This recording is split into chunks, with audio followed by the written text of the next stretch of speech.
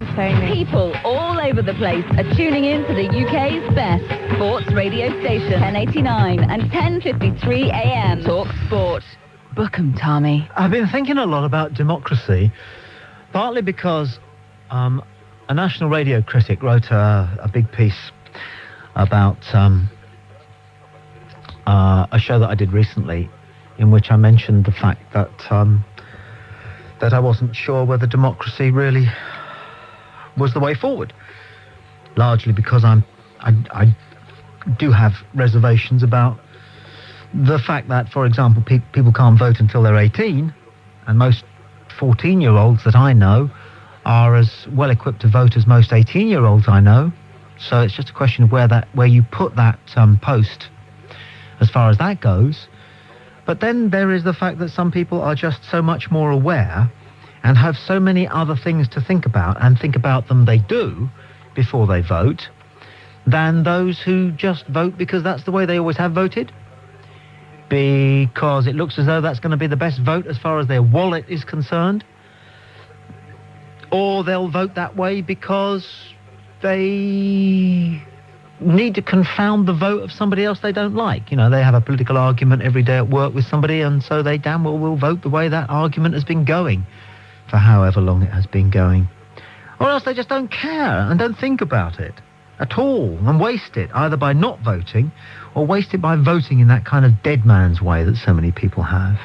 And so just to confound the cow, this is his modus, he'll vote the opposite way, just to get back at her for whatever reason from as far away as he can, every 5 years. That's wrong, isn't it? That is basically wrong. We recognise that there are fundamental equalities in life and fundamental inequalities, but the nonsense of one person, one vote is communism gone mad. It is. It just is. It is. If you want to find the most ludicrous example of communism, that fundamental idea, which everybody has agreed doesn't work, never will work, because it goes against human nature. I don't actually believe that, but anyway, that's what everybody will tell you. That's what's fashionable in the first half, the first part of the 21st century. Communism cannot work. The idea of total equality cannot work. Where is the only place where it is actually flourishing? And anybody who draws a question mark against this idea is vilified in democracy. In democracy. In the idea of one man, one vote. One person, one vote. It's communism taken to the nth degree. And it doesn't work. It doesn't work. You do need a better way. And we're clever. We can come up with a better way.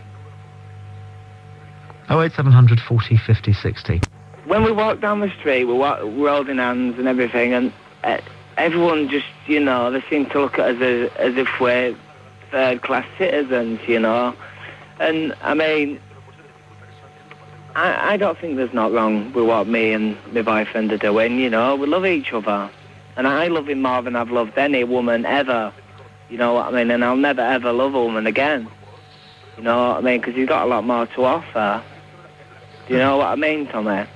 But I was just wondering what you thought about all this. Oh, if you're worried about people looking at you when you're holding hands, and if it upsets you, then don't, because they will.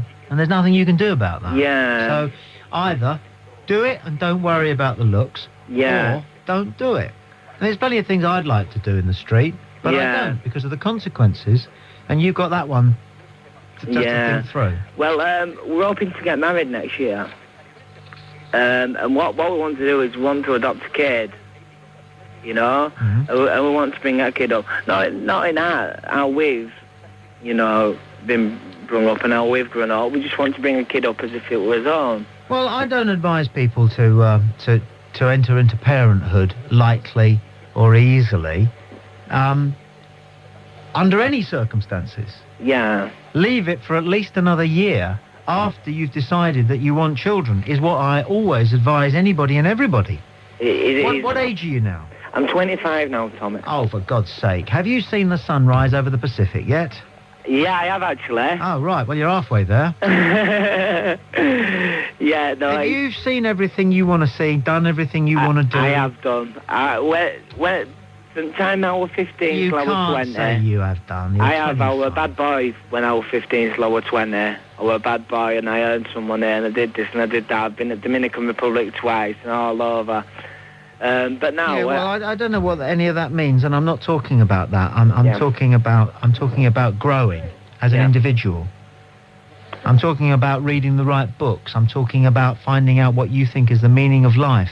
Yeah. I'm talking about exploring all the things that you need to have at least thought about before you start bringing up a young person, bringing up a child. That's one of the things I wanted to ask you about, and I think I did as well, you know. Yeah.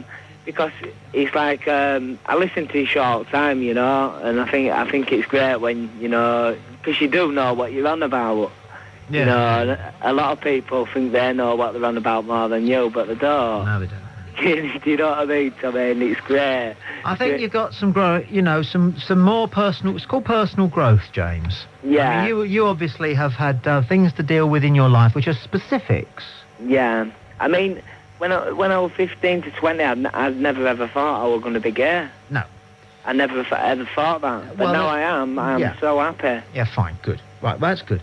But when a person has an overbearing circumstance which overshadows most, if not all, of their thinking, Yeah. and plays a part in almost all of their experiences, then once they've reached the point in life where they are able to properly set it to one side, having decided carefully what they think about all of that, then they've got to get down to the rest of it. Yeah. Now you, more than anybody I could think of at this moment in time, would be the ideal person to talk through with a youngster who was questioning his or her own sexuality, for example. Yes. Just to, what that must feel like, what that must be like, what to bear in mind, what to say, how to act, how to be, how to think. Yeah. You could do that in a detached, wise way, better than I could, because it's something that you've been through. Yeah. But what I'm saying is, if you want to be a parent, there are a whole lot of other things that you also need to be equally wise about. And there's a lot of things standing in me and Arctic as well. There's like social services, all this, that and other, you know. You know, because it's a lot harder for two men to actually adopt a child. Yeah, well, you understand that, don't you? Yeah. Do you want a coffee? Yeah, I'd love one, sweetheart. I'll have one as well. I'm just getting one here. You just get one there. Yeah, I better crack on, James, because I've got a queue going around the block. Yeah. Good luck, keep us posted. Thank you for your Right, call. yeah, Nice to talk to you. Tommy, you're doing a good job, sweetheart, right? Keep it up and Yep. don't let no one, you know what I mean, try to get better here, sweetheart. No, I like them to try to get the better of me.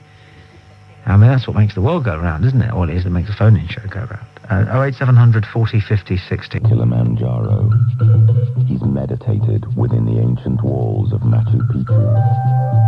He's got a Renault Turbo Sport and a TVR. He's got a huge bank balance. He could go out with any woman in the country. Arnold Schwarzenegger is a close personal friend of his family. He's been invited to the Prime Minister's house for drinks.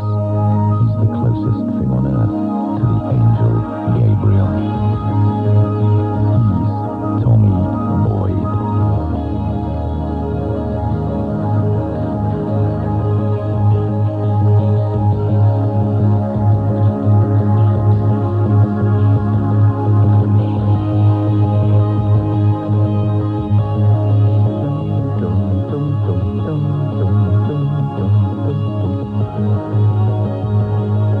Good evening.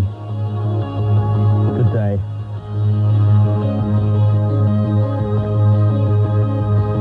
I hope the weekend hit the spot. Welcome to Sunday night. Great time of the week. What a load of old hokum. Honestly, you haven't got a clue about anything. Tell me anything tell me something you really do know that you found out yourself, What, please? instead of reading things in silly magazines. Well, what's the difference between finding out something and reading about it in a magazine? I'll tell you what the difference is. You haven't found out anything. You've just read some poor magazines and probably read them poorly, if you don't mind me saying so, and you should do, because it's an insult. Let's listen, how is anybody, how would I know that the sun is 93 million miles from the Earth? I can't measure it with a tape measure, can I? You don't. The sun, You don't know that. No, but I take it on faith. The scientists discovered that. I'm sorry, there's no room here for faith. There's no room here for faith. Faith? I don't deal in faith, friend. Scientists have discovered that the sun... Who are scientists? I'll tell you where the first time I ever heard the word scientists used, okay? I was working in America and with youngsters. And one of the American counsellors, who was a complete nutcase, he used to go into bars and tell the barman, just without even being asked, that he wasn't really a youth counsellor. He was a disc jockey in real life. That's what he told them. And he told this story about a bunch of American Confederate soldiers who'd been chased into the Everglades during the Civil War and who had had to eat each other in order to survive. And then he used this key phrase. He went, "Scientists think that the act of cannibalism invested in them the quality of immortality, and that these Confederate soldiers are still alive and still eating human flesh in the Everglades, even though they are now nearly 200 years old." And he told that story, and he attached to it the champion phrase of the B.S. merchant, "Scientists think." No, but scientists know that the Earth is 93 million miles away from the sun. So I don't know about the frontal lobes except from what I've read, and that's a sign of an intelligent person, that they learn from people who have done studies and are more intelligent than themselves. I would rather have a free bottle in front of me than a prefrontal lobotomy. A free bottle of what? You're not keeping up. I'm just too good. Am I too good, or was that too poor? That was great, man. Thank you very much indeed. Oh, I'm on form tonight. He's a Southern lily liver. Oh, you are a complete Saxon. Don't talk. I'm ready to swear here. Listen, sunshine. Don't insult me, son. Stop the silly Scottish accent. It's not fooling anybody. Thank you. My name is Timothy O'Boyd. I took the name Tommy because Tommy Trinder told me that nobody was ever funny called Timothy, and I started out treading the boards, okay? With Galway, via Glasgow, via Newcastle, via London. I'm a member of the human race. So, I'm a member of the human race. Well, don't you damn well come up and say to me that yous have got no chance. You have no chance, Tommy, come on. So he immediately says it. All right, then. I've also got to say something else, Tommy. Well, you're not going to, because I'm going to say something first. During Euro 2000, I am beginning to discover for the first time in my life patriotism, and patriotism is fantastic. I wouldn't go to war over it, but I'm damn glad about the English. Because they're there. I've got to say something, though. I have to agree with you there, Tommy. And you're funny looking, knock-kneed, sparrow-chested, balding, half-wits. I'm a half-wit. You seriously say you go to a football match for the atmosphere? Exactly. That's practically gay. That's practically homosexual, isn't it? What? Here you are. It's still working. This is from Hailey.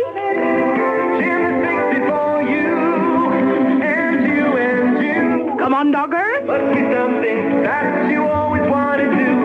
The one thing that you always want to do. Hey. Now you've done it. Jim has fixed it for you.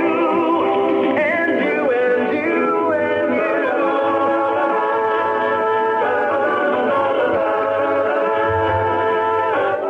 Hello? Hello. Hello, matey. Hello there. How you doing? I'm well. And do you like country manor? Is that a form of butter? No, it's wine. Oh, is it? Oh, right. You obviously do. Oh, I do, mate, I do. How many bottles have you had this evening? About 19? Yeah. Well, sleep well. Yes, and you. Here's a little tune for you to finish off. Don't forget to take a glass of water up with you. Okay, good night all. Good night. Good night.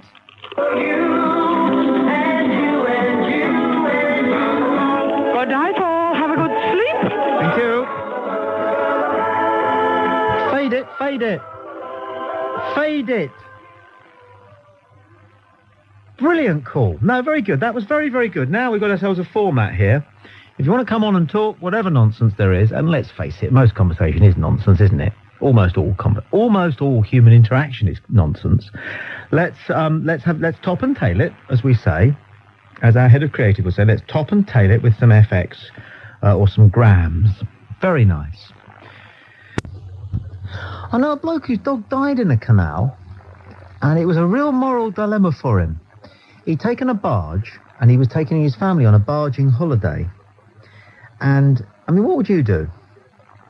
It was a cold day, and he was wearing a big coat, and the dog tragically got its collar caught in a plastic bucket on the deck of the barge, and went over the side in panic. Oof. The bucket then filled up with water and started to take the dog down.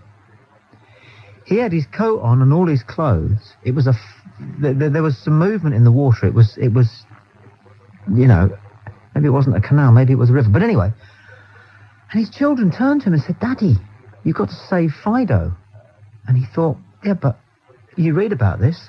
Oh, yeah. You know, men dying trying to save dogs. It happens. A lot of people die in canals. Dangerous places. He didn't do it. He didn't go in. Dangerous places, canals. And they didn't replace the dog. What about the bucket? I think they got by without it. Brave people. Because it would have been even more ridiculous if he'd gone in and died for the bucket. Yeah, but I mean, you know. You know. And there's a really good joke in this book, The Joys of Yiddish. Yeah. About a man who... What is it? I'm trying to remember. It's my favourite joke from the book, and I haven't told it to anybody for about 15 years. I'm just trying to remember it. Right. It's about a man who moves to a Midwest state with his wife to retire, and it's very boring. I can't remember it now. What? I can remember the punchline. The punchline is, "Why should she care how you cut your lawn?" I can't remember. That's all you need. That's good. Well, why should she care how you cut your lawn? It's something along the lines. Good enough without. Well, he says to his neighbour or his doctor. He says to his doctor or his priest, his rabbi. I don't know. His rabbi. He says to his rabbi. Rabbi. He said, I'm bored here in Michigan or wherever it was. Gary, Indiana it is. I'm bored in Gary, Indiana. And his rabbi says to him, why don't you get a paramour? That's it. The rabbi says, why don't you get yourself a paramour? And he says, that's it. And he says, well, you've worked the joke out. Yeah, okay. I liked it without all the middle bits. Yeah. Just the punchline. That's it. Should we do just punchlines then? Yeah. My favourite punchline of all is, but I thought I would get a gold-rimmed pair like my brother. Do you know any punchlines? I can't think of any, man. What about the panda joke? An animal that eats shoots and leaves. Well, it's a panda. That's the punchline. Panda, an animal that eats shoots and leaves. Oh, eat shoots and leaves. That's the punchline. It's a good gag. Good gag. 08700 40 50 60 is the Talksport switchboard. The agenda is entirely up to yourself. Sport, of course. This is Talksport. We can talk about things that are in the news if that's what's driving you to the phone, or we can talk about whatever's on your mind.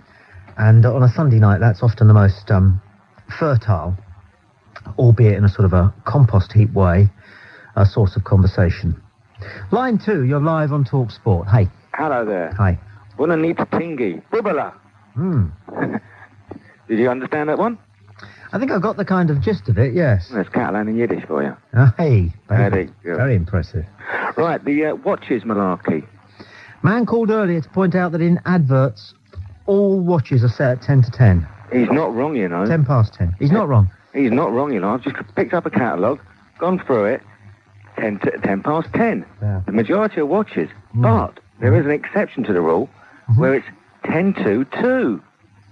10 to 2 or 10 past 10? No, 10 past 10. Yes. And there's some watches which are 10 to 2. 10 to 2. Which is basically the same. I would think, as I said to the gentleman, the psychology of it is the symmetry of the hands, and also there's an upbeatness because the hands are both pointing upwards. Yes. One left and one right. Yeah. So there you have it. Yeah. There's your watch problem. What a sad world, though, photographers inhabit. Don't they? I don't know. Not if you've got some nice ladies to photograph. Well, I've been to a couple of those shoots. For a period in my life, I was agent to a number of beautiful women. Oh, is that what you're calling it, agent? Well, I started an agency for sports people, Right. young up-and-coming sports stars who needed money to develop their prowess. You know, because how does a 16-year-old pole vaulter get his poles to a meet? Fair enough. You know, so I was in the business of getting money for them. Mm-hmm. I threw an open evening to announce the new agency starting up. Yeah. And instead of lots of sports stars turning up, young sports people turning up, lots of actors, performers, broadcasters, and beautiful women turned up and said that they were very unhappy with their agents and would I look after them. Ooh. I'm not going to name names, that will be out of court. Yes, okay, fair enough. But three of them were well known for their photographic work. Uh-huh. Now, one question then. Is it true about the ice cubes? Well, I never saw that going on. The ice cubes too? Yes. Yes. Yeah. I never saw it going on. But I've been told that sometimes if we're talking about T-shirts and things, it might be, for example, a bottle top rather than what you're thinking. Oh. Okay. Right, finally. It's not the sort of thing that men should talk about at 11:30 at night, really. Oh, I don't know. No, nor do I, actually. No, what am I talking about here? It's exactly what men should be talking about. It's better than talking about football. It is, isn't it? Did you say, I mean, the dismal match that was. Holland, the favourite. Yes. Please. There is a favourite. There's a little dark horse in that group on Tuesday. Hmm. And mark my words, I think it'd be Spain. Spain? Now, they don't win things. Yeah, I know, that's why. They've got more of a chance of winning. Yeah, fair enough. Okay, my final point. The Morecambe and Wise joke. Yeah? Two men sitting by a beach. Yeah. One says it's nice out. Yes. They never did a punchline. Well, we all know what that punchline is. Ah, you do? You do? I do, yes. Oh, clouds unfold. These are all very clearly images of warfare and fighting combat. Words, aren't they? Yeah. Fighting words. Exactly. Yeah. I'm not saying that that's got anything to do with it at all. Yeah. But we do need a top-to-toe review of the way in which we regard our national game. It's not regarded as a form of warfare in Portugal, for example. Yeah. Spain. Yeah. Uh-huh. You know, in Germany a little bit, I suspect. Yeah. In France, no, it's a middle-class intellectual pursuit. That's right. Yeah. Fully agree with you, mate. Anyway, they were my points. Thank you. Okay, matey. Nice man. What a nice man. 08700 40 50 60. This is Talksport. I'm Tommy Boyd. We're talking about UEFA's words of warning to the English Football Association, and I suspect the English government as well, this evening, and anything else anybody wants to talk about. We're taking calls unscreened, live, at random. We don't know who's going to be there, so it's everyone's opportunity to say exactly what it is they want to say, as long as it's lawful. Next Saturday from 10. Live on Talksport. Let's go to line 2 and see who we have there. Good evening, line 2. You're live on Talksport. Hello. Hi. Hi, right. Obviously, the big talking point of tonight is all down to the football and the violence and the trouble that English fans are causing. Now, we all know this. We all know that it's mindless and it doesn't deserve to, it doesn't deserve to go on, and things should be done about it. But UEFA have got a point in singling out the English to a point, but don't you think that also they need to be looking a bit further afield as well? Well, you wouldn't be saying that if you weren't English. Yes, I would. I'd be saying it if I was Belgian and Belgian fans are causing it and other fans were causing trouble. Well, you go and find me anybody who's not English who believes what you've just said, and I'll buy you a pint, but I don't think I'll be reaching into my pocket. Right. Well, the thing is, the whole point about it is, the 500 that were arrested, there was a chap on earlier, a chap called Kevin on one of the news bulletins that was saying about the amount of damage that was caused by the so-called fans, and then let's be honest, we'll call them so-called fans because they're not fans of football, they're fans of violence and fighting. We all know that. It's nothing to do with the actual football itself. Well, do we know that? I've never met a football hooligan who didn't know his football inside out. But I don't think they do. I don't think that. Well, I've never met one who didn't know his football inside out. I've never met one who couldn't quote you a chapter and verse on players and matches and who couldn't tell you where they sell the best pies. You know, they know their football. Well, they might know the football, but that doesn't warrant them to be called football fans. Because a football fan is a fan of the football, fan of football, and a fan of the beautiful game, and a fan of the spectacle. That's your definition. They're not fans of that. They're fans of violence. That's your definition.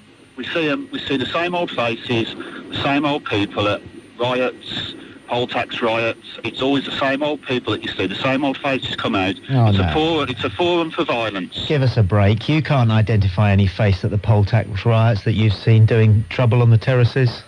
Also, my other point is... You're just making stuff up here. I'm not making stuff up. Well, you say it's the same old faces that you see in the poll tax riots that you see causing trouble at football matches, and I put it to you that you couldn't match two faces from those two events. I know people that go to them. I know people that go to certain so-called fans of football who... How do you know them?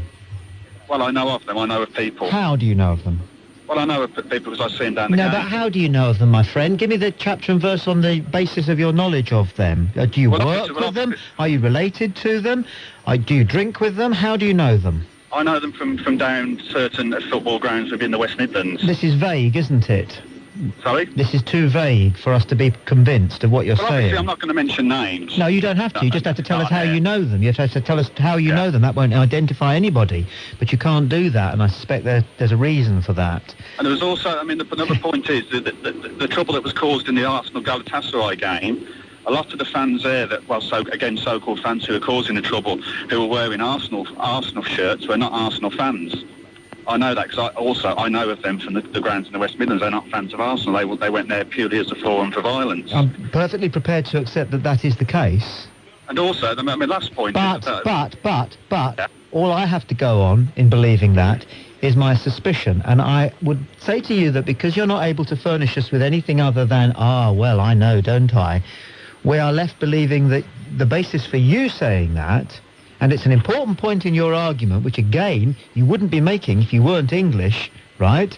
And it's an important point in your argument, and yet I think all you've got is your own suspicion to go on. But you should say so, because that can be valid. OK, well, I believe that... Rather than this tosh about I know a bloke, or it's a well-known fact round my way. Yeah, but I believe any sanction that you've got down on England, obviously, because UEFA have obviously had enough of the English and the trouble that English fans cause. And to be quite honest with you, me as an Englishman have had enough of the trouble that they cause. And if the ultimate sanction is, fair enough, England have tripped out the tournament, then so be it. Nobody can argue because of the trouble that we cause wherever we go. However, the other point is that, OK, and it's made because I'm English, yes, but when you look... fact that UEFA did absolutely nothing about the constant trouble being caused by Turkish fans stabbing people in the street. And if you've been watching the games closely, especially against Italy when that penalty was given, did you notice the bottles raining on the pitch? Is there anything ever said about that? The second Turkey game, when there was a foul on the left-hand touchline... How long has football hooliganism been associated with England's national team and English clubs? Well, it stemmed from the middle. I mean, to be honest with you, Tom, I'm not that old, and I'm only 28. Shall we say 30 years and agree on that? Shall we say 30 years and agree on that? Would you agree on about 30 years of violence? As far as I can remember, from the mid-70s. Okay, so 25 years of 25 years from the mid-70s. Can you quote me one specific incident involving Turkish supporters that goes back beyond 25 days? Yeah, no, I can see it. Can you? What you're saying. I'm asking the question. Can you? Yes or no? That goes back 25 years. Days, yes. You can go back 25 years of English hooliganism. Can you give me a specific incident which indicts the behaviour of Turkish football fans that goes back 25 days? Well, whether they were Turkish football fans or... Is that a no? He's gone. You know, we have been English. I'm going to say we because I'm English. We have been associated with football hooliganism for 25 or 30 years. And this is a tournament in which games are being played at the renamed Heysel Stadium. And as we heard on Talksport earlier this evening, and it's a factor which is going to be in a lot of people's minds. There is every possibility that England may play Italy at the old Heysel Stadium. And the worst case, the most tragic case, in which fighting led to the deaths of 39 football fans. It was in an important game between an English club and an Italian club at Heysel Stadium.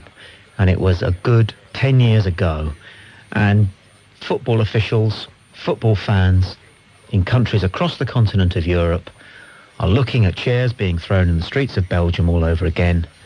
And they're wondering whether it isn't time for them to start to try to influence what happens here in this country. Beyond their borders, within our borders, they're asking us to clean up our act. And which of us can put our hands on our hearts and actually say that it's none of their business? 08700 40 50 60. Let's take some emails. Alan Burke has contacted us from Waterford, Ireland. It's good for all your fans are tugs and must be shown, and I'm reading this as it's spelt, that violent tuggery cannot be accepted. From Birmingham, Warren Foy.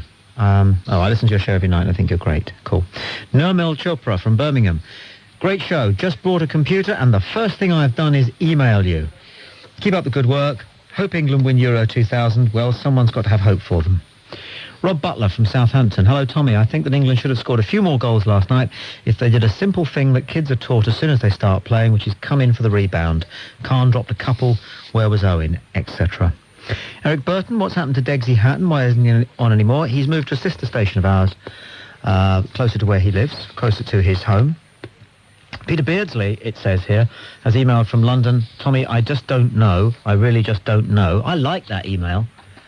I'm going to have that tattooed across my breast. I don't know, because I don't know. Do you know, Ash? No, I really just don't know. I just don't know. I'm proud sometimes not to have an opinion. I go, I don't know. Never will know. No, I don't know. I don't know anything. I couldn't prove anything to you, Ash. I couldn't prove that I exist. Couldn't you? Not to you. Why? How could I? Because you're there. No, it's not good enough. You could be dreaming me. You know that's true. Oh, well, I mean, yeah. Well, yeah. Well, nothing can be proven. Exactly my point. We could be living in a cardboard box. We could be sheep dreaming that we're human beings. Yeah. Do you know what I had a dream last night? It was the worst dream I've ever had. Do you know what I dreamt? What happened? I dreamt that the Tesco's man turned up with our Tesco's order and delivered it. And that was all that happened. Really? And normally there's at least one woman strangely dressed. What a dream. It was terrible. Why? Well, because I think I'm getting boring if I have dreams like that. The Tesco's man turned up, rang the doorbell. You might have been hungry. 08700 40 50 60.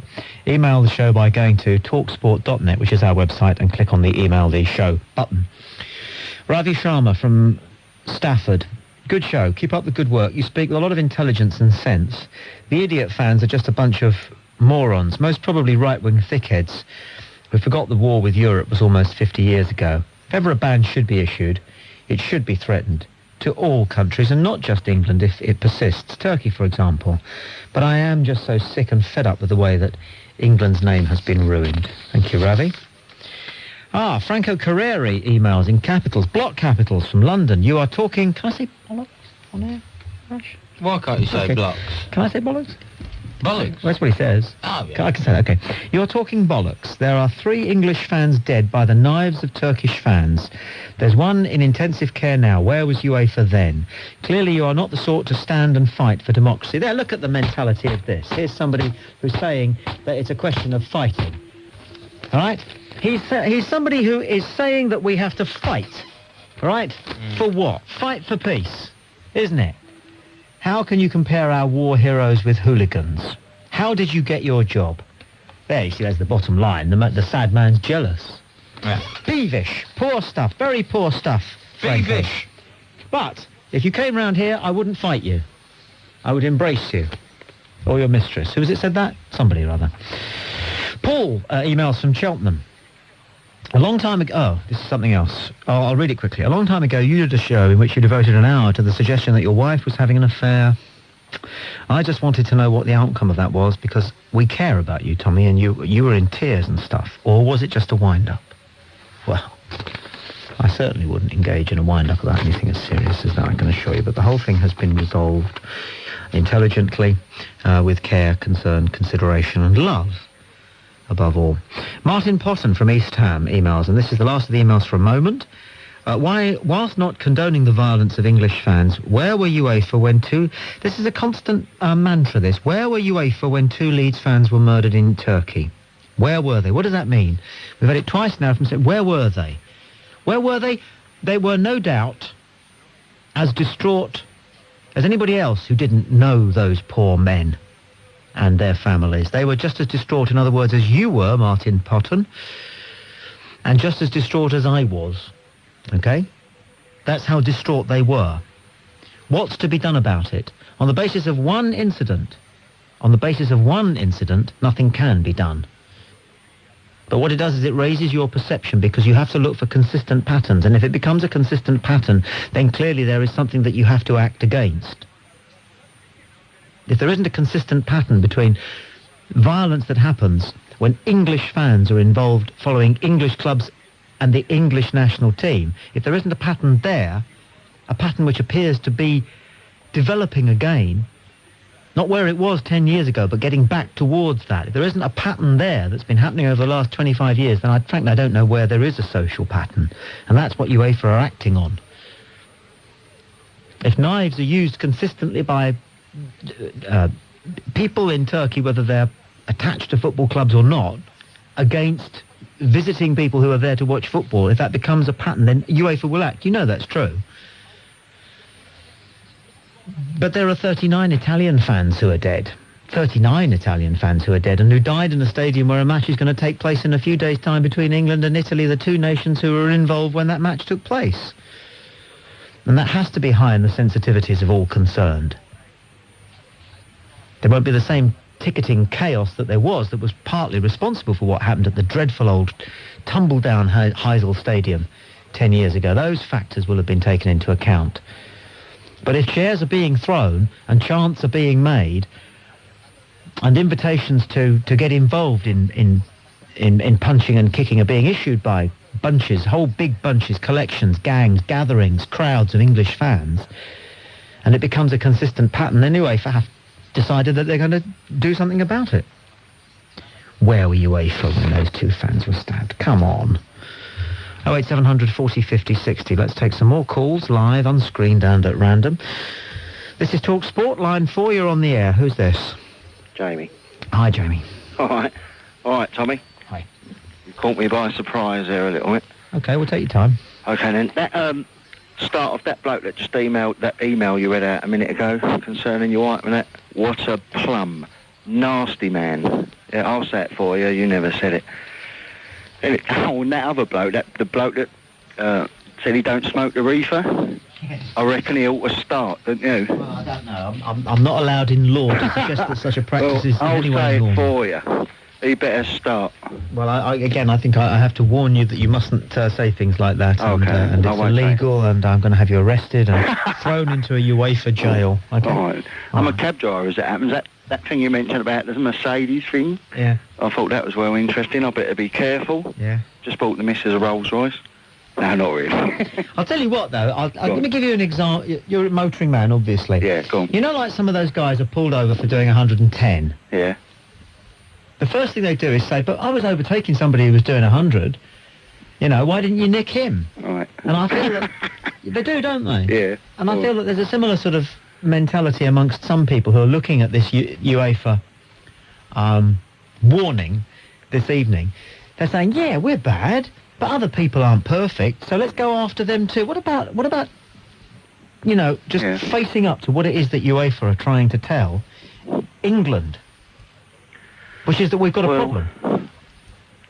I bought the T-shirt, I bought a dress for my little girl. We'll watch that game and everything. And after the violence and all that, and what I'm hearing today, I'm thinking to the England team, just come home. To tell the truth, everybody hates us, don't they? They're all slagging us off. Like the Scottish people that have been on 1089 and 1053 AM. Tommy Boyds on Talksport.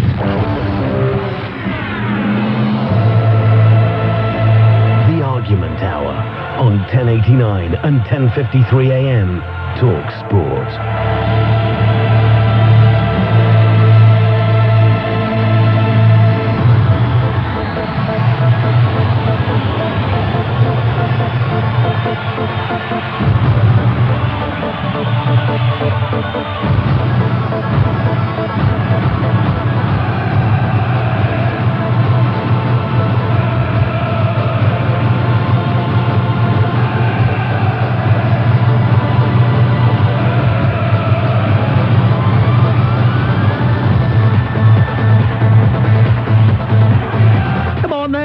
at me. Come at me, you weed. Come at me with your argument, your best argument or your worst argument. I don't mind. It can be something that you have argued with your friends and family in your house, at work, down the pub for the last 15 years. You could be absolutely convinced that Area 1 is really Villa Park. I don't know, whatever. Or that the Loch Ness Monster is an unidentified flying object. Whatever. That Henry VIII was absolutely right to decapitate 2 of his wives, for goodness sake. Whatever, if you fancy an argument. 08704 20 20 20. We might get heated, and it might almost come to blows. But it's all done in that kind of pantomime theatre way. It's essential that we both recognise, all of us, during the 5-minute argument hour, that it's all done tongue-in-cheek, as a kind of a mental exercise. It's a little bit like getting on a mental exercise bike. Yes, that's exactly what it is. And there's nothing healthier. I speak from personal experience, vast personal experience. There's nothing healthier, nothing better for the mind, nothing better for the immortal soul than arguing the very opposite of what you think you believe. Putting yourself in somebody else's shoes.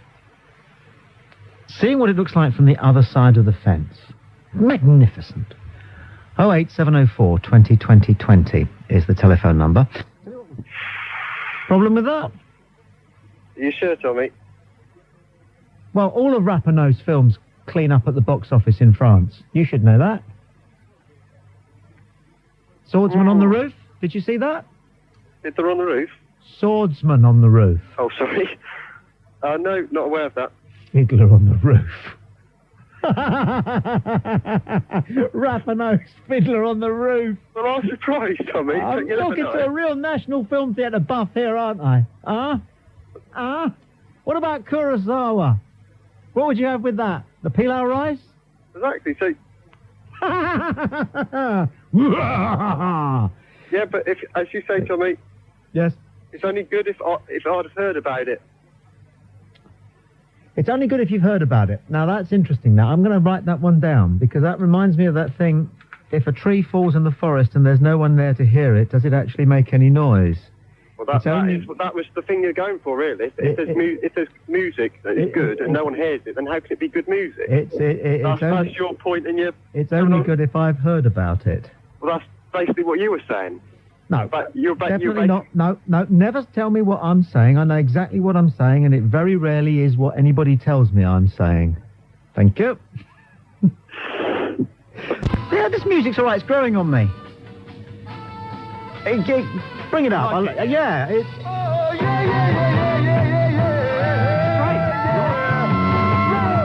It rocks.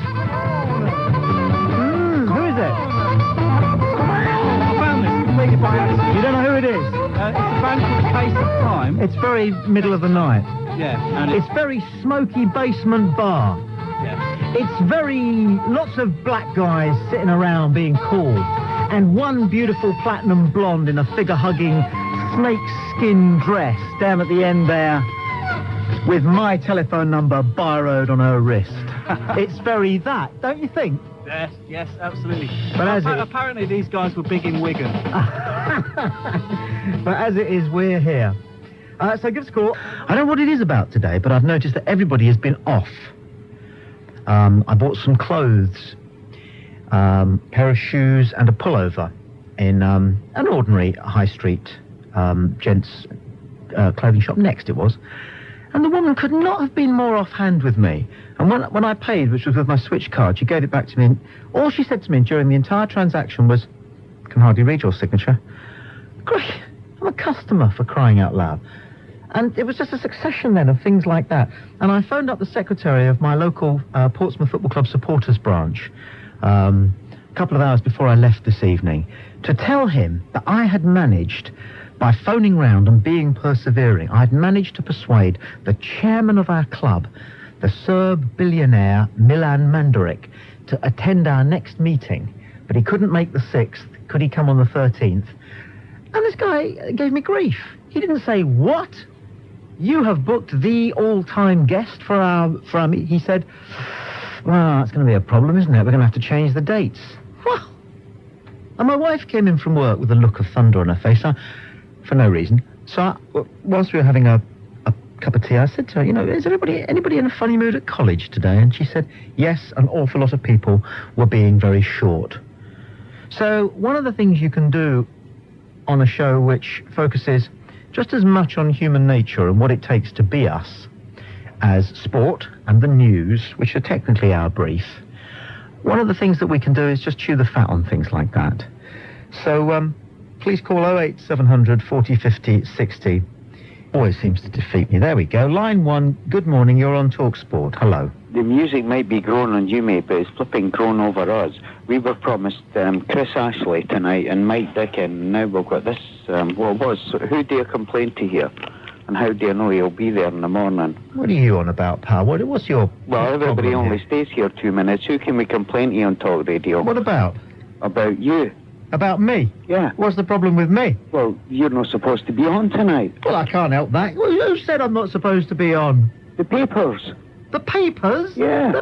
Don't believe what you read in the papers. What difference does it make to you anyway? One plonker on the radio is the same as any other plonker. No, it's not. Yes, it is. No, it ain't. Yes, it is. But they said we were having another plonker tonight. And Well, we've got a you've bigger got one. this plonker Yeah, and you'll but- just have to put it in your pipe and smoke it, If pal. we're told we're getting a plonker, we want a plonker. If we're told we're getting a plonker, we're Yeah. getting a plonker. We're entitled to it. What do you mean For you're Christ's entitled? You sake. haven't got any entitlement whatsoever. Do you We know that? have, Zero. we have. You've We've got got a rights. less than minus Well, amount people of have got rights, entitlement. Tommy. No, they haven't. People You have haven't got. rights. You haven't got any and rights. If we are told that we are getting Mike What Dickin tonight, rights have you got? If we are told we are getting a Dickin tonight, then we want a Dickin tonight. There is, first of all, Do you there know is- what I'm saying, Tommy? And no, we wait a want- minute, wait a we second, want- wait a if second, we- wait a if second, we're otherwise, told- no, if you don't stop and listen, you're off the air. If we're told we're getting... That's a fair deal, isn't it? Plonker. We're told we're getting... No, you're still rattling on, aren't you? We Nobody's were told listening. we're getting a Dickin and No. we've got a dickhead. Can we just... Tommy, can I get my money back, please? You said read the label. I read the label. Go away. Feeble. It's got to be a conversation. Sorry, guys. It's got to be a conversation, you know? And if you he might have been funny, but he just kept going on. Hello? You're on Talksport. What's your name? Is that Tommy, is it? Speaking. Hi, that bloke that you had on just now, he's dead right. You're the plonker. Thank you. You're the bottom of the list. Fantastic. Everybody on Talk Radio is fantastic except for you. Talksport You're a it. nerd. Talksport it is. Nerd and you're total crap. Talksport it is, mister. You can't talk about anything. You don't even know. You don't even know what the radio station's called. You don't even know what the radio station's called. Total crap. You don't know anything. What do you know? You got that. What do you know? Bloody know. Have you got a brother at the top or something? Because you're crap. You're useless. Well, what do you want? We want somebody like Mike Dickin or James Whale when he gets better. Oh, well, we all want James Whale to get better, but in the meantime, you're going to have to hack me. We don't like you. Nobody likes you. You're just total crap. I'm the most popular broadcaster in the history of speech radio in Britain. It's official. You're just absolute crap. You can't hack it because you haven't got a brain. No way, mate. You haven't got a brain. You haven't got an education. You haven't got a life. You're driving around in a rusty old... I'll listen to you all night because I reckon you're... Junk bucket. You've got a tragic life. You haven't got any friends. You haven't got a girlfriend. Nobody likes you. You've got a body odour problem. I bet you haven't been to a dentist for 3 years. You're looking at yourself in the mirror, are you? I'm a beautiful man. You know what I look like. Beautiful. I'm a beautiful man. Nice, mate. He's got a spider across your face. Beautiful, and I'm trendy, and I've got girlfriends, and I've got money. Trendy? You're absolute boss. I'm rich. You're crap. I've been out with Madonna. You haven't even... Mate, I wouldn't want to go out with bloody Madonna. You'd probably catch something. Now, look, you mustn't be unkind about her, because she's never heard of you, and she doesn't care about you. I don't care about her. You're just a piece of bacteria. That's all you are. You're nothing. Yeah, I know. You're less than an amoeba. Bacteria than You you don't matter. You could not matter less. I'll phone you up later on and tell you how crap you are again. Well, you... Pester you and pester you and pester you till you get off that gig. No chance, pal. I am here to stay. I am going to rule the airwaves from now until infinity. And there's nothing you can do about it. Nothing. Nothing at all. Absolutely nothing. Are you paying them? Are you paying them, are you? Are you enjoying this? He's gone. Fantastic. Well, that's woken me up. 08700 40 50 60 is the telephone number. Who was that now on the phone? What was his name? Oh, I don't care. I love it. Yeah, it's blinding, that. It's fantastic. It's Funny, very important to let people let off steam, you know. Oh, he certainly did that, didn't he? It's therapeutic. Well, I could tell you what, charge mate. for it. Go on. Yeah, I remember the show in which I announced that I only wish I had a speech defect. Oh, yeah. Because it served Sean Connery, for example, quite well. And then we had... What happened was we had two guys that... Actually, I mean, it was quite mold-breaking stuff, because two guys rang up, both of whom were stammerers, and they had an argument about the virtues or otherwise of stammering. One said that it was fantastic, and the other one said it was a disgrace, but, it ran its course. But look at life. Here we are, clinging by our fingernails to this tiny lump of granite that's spinning through Earth, an enormous, unimaginable void at something like 35,000 miles an hour. The only thing that's between us and a sun which would incinerate us like that is, whatever it is, 200 million miles of ice-cold void. And we want thrills. Yeah. The only thing that's certain is that we're going to pop our clogs, probably unpleasantly, and we want thrills. We want to go whitewater rafting. Yeah. Oh, I think I'll go whitewater rafting and have a bit of excitement in my life. 08700 40 50 60, that's the number, and we'll go to line 6 and say, good morning, you're live on Talksport. Hello. Thank you. Nostor, off you go. You're live on Talksport, off you go. Thank you. I'm on now. Yes, you are, yes. Okay, thank you. That's okay. Sir. Nostor. What can we do for you this evening? Well, you're talking about Becca's haircut. There's more serious problems going on in the world. Well, I wasn't talking about Beckham's haircut, because I agree with you. You do? No, I don't. You. No, yes, but I don't. I wasn't talking about Beckham's haircut. Somebody else must have been, although I didn't hear it on this station. Well, it was. It was. They were talking about Beckham's haircut.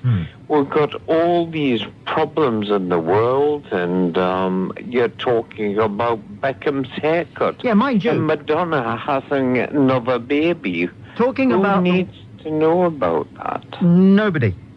Nobody, exactly. Nobody needs to know about it. I couldn't agree with you more. So what are you going to do about the world's problems, then? This is the thing, because one of my beefs is that when we talk about things, it acts as a substitute for action. When we talk, we somehow feel as though we've done something. Yes. Now, under certain circumstances, that's a good thing, because, of course, as Churchill said, jaw rather than war. Line 2, you're live on Talksport. Hi. That bloke who said you were brilliant is a nutter, because you're crap. Is it you again? He's back again. Fantastic. You're a loser, mate. There we go. I'm not a loser. I've got a huge house. I've got a TVR. I've got a Renault Turbo Sport. I went out with Madonna. Arnold Schwarzenegger is a personal friend of our family. I was invited to the Prime Minister's house for birthday drinks. I've got a huge bank balance. I could go out with any woman in the country, and I could beat the living daylights out of any man, woman, or child who walks planet Earth. I am a genius. I've got 12 O-levels, 4 A-levels. I've swum with the whales. I've swum with the dolphins. I've seen the sunrise over Ethiopian mountains.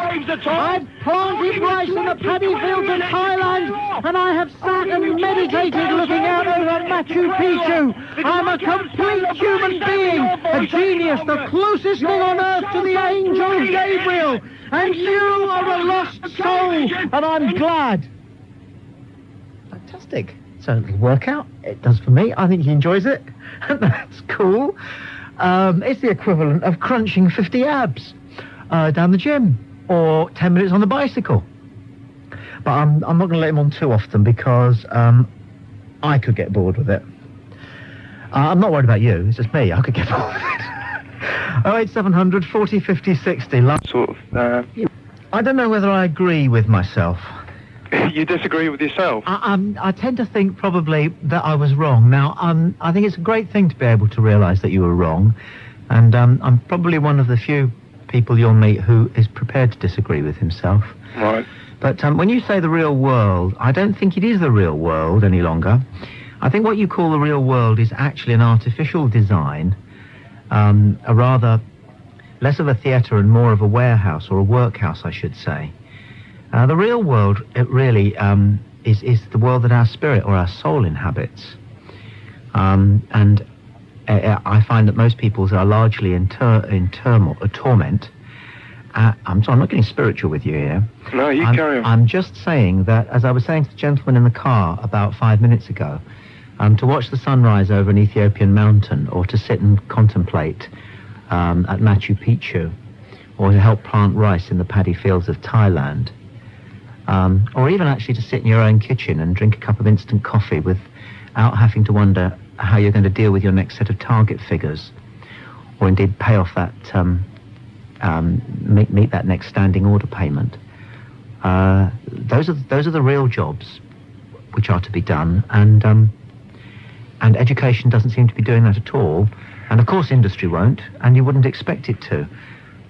But if neither of those two major influences on a person's 40 or 50 years as an intelligent, mature adult are going to introduce, or better still compound, those priorities, then we're all going to die empty souls. Oh no, it wasn't that for certain. How do we know? He said, or she said, that Mike Dickin is ruder than I am. That might have been a compliment. I'm sorry, normally I'm in control when I make people laugh. It's fantastic. I'll tell you what, it's fantastic. Thank you for your call, Stella. It's fantastic being able to make people laugh when you're not trying. I always tell when somebody isn't listening to what you're saying, because they just jump in the moment they think your sentence is coming to an end. And say, good morning, you're live on Talksport. Hello. Tommy, I hope you stay, because Mike Dickin is crap. Now, steady on here. This is definitely getting out of order. He's gone. Have you gone? He's gone. This is getting ludicrous now. Shall I tell you when this started? I'll tell you exactly when this started, right? I can give you a date for this. 1977, it was. I remember it was a Saturday afternoon at 6:30. And Bruce Forsyth, who had hosted the Generation Game on BBC One for 7 golden years, was lured to London Weekend Television for big bucks to host Bruce's Big Night. And it was a 2-hour weekly extravaganza. And the Daily Mail encouraged all its readers not to sit back and enjoy Bruce. Oh, no. But to analyse what he was doing and, if necessary, tear it to pieces. And overnight, 55 million Britons became armchair critics. This is my own theory, what I've got. But it is true. And nowadays, nobody can open their mouth and say, good evening and welcome to a packed programme, without somebody taking notes and saying, he's brilliant or she's trash. And there ain't no in between. I blame the Daily Mail. I wouldn't blame the Daily Mail for anything. But seriously, it was the Daily Mail, and they did do that. And now, well, we could be talking about absolute rubbish. Instead, we're talking about absolute, if you don't mind me saying so, absolute rubbish, which is the minutiae of how people go about doing this extremely arduous and testing, if admittedly overpaid, job. I thank you. All I'm saying is that it's important to praise women. My friends and I, we have a drinking game. It's not terribly complicated. We go around the table and each of us have to take it in turns to toast a woman. I like the sound of this so It's a fantastic game. It's a fantastic... Will you play it with me? I'll try. Do you have a drink to hand? Yes, I do, but at the present my housemate is punching me furiously. No, don't worry about that. Okay, please carry on. I'm sure that happens quite a lot. Okay, then, gentlemen, will you be upstanding, please? Go for it. Paul, will you join in? I don't know if you've got any water or a cup of tea there in the control room. A pint of Guinness, being as it's St. Patrick's Day. Fantastic. Well, it was. What's your name? I'm Dave. Dave, okay. Paul, Dave, and the listener, will you be upstanding, please? I give you Denise Van Outen. Denise Van Outen. Tasty, Denise Van Outen. Denise Van Outen. Then you sit down. And then the person next to you does. Paul, your toast next. Kerry Sharman. Kerry Sharman. Is it my turn? Dave? Okay, Cindy Crawford. Well, you've got to do the whole thing. You've got to say, gentlemen, will you charge your glasses, please? I give you Cindy Gentlemen, will you charge your glasses? I give you Cindy Crawford. So we all mutter it. We all mutter it, right? Kerry Sharman. Cindy Crawford. Cindy Crawford. Cindy Crawford. Cindy Crawford. Cindy Crawford. Isn't she lovely? She is lovely. But Michaela Strachan is up there with anybody. Oh, easily she is. But she is. She's a fine woman. I find my The only thing I will say about Michaela Strachan, which is surprising, because I've seen her... There, steady. Sorry, that was my housemate. He's a little bit overexcitable. Yes, he's jealous, actually, because you're on the radio. And he's I think he's had a few too many Guinness, actually, to be fair. Where have you been to tonight? Oh, well, no, that's the tragic thing. We haven't really been anywhere. That is tragic, isn't it? We've just been celebrating St. Patrick's Day. Oh, dear. Sorry. I'm going to let you go. She sometimes comes round to our house, and I don't know why, but when she overnights at our house, she brings a sleeping bag and sleeps in that. That's really sad. No, it isn't sad. It's just interesting. Well, yeah, it's like mature and new-manish, but... No, I think it's sleeping because... bag. Surely you could do better. No, I don't mind her sleeping between our sheets. All I'm saying is that I think it's her way of saying you won't have to change the beds. You see? Oh, that's very sweet of her, actually, isn't it? She's a very sweet girl. Pass all of that on to your friend. The thing about the woman is she's got a gait like a footballer. She's the most feminine... Paul, are you with me? She's the most feminine of creatures. She's bow-legged. But she walks splay-footed, and she's got that footballer's walk. And if she were to put her hands on her hips and spit, you'd think, good Lord. That's Dennis Law. Roy Keane. Sorry, your dad. My dad once told me, because when I walk, apparently my right foot points directly forward, and apparently that's a footballer's thing. Is it? Your right foot pointing forward? Yeah, I don't believe him, but he did tell me that once. Interesting. Now, Alex Stock, who used to manage Fulham, and who picked out the boy Rodney Marsh and said he'll be a footballer, said that he could tell he'd be a footballer because of the width of his bottom. He said that good footballers have a wide bottom. It gives them a good centre of gravity, and as long as they've got some natural balance, you'll never be able to knock them off the ball. Well, yeah, it does make sense. Don't forget to subscribe and like. Comment too if you wish. Even slap your legs and make a purchase from Ann Summers. But don't do nothing.